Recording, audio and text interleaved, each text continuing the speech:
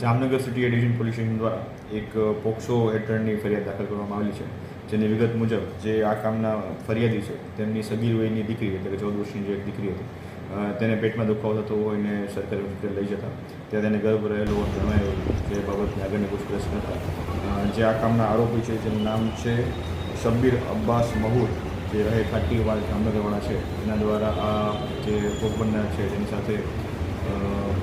જે તેની દીકરી જે સગીર વયની છે તેની સાથે ફ્રેન્ડશિપ કરી તેની સાથે બળજબરીપૂર્વક શરીર સંબંધ બાંધી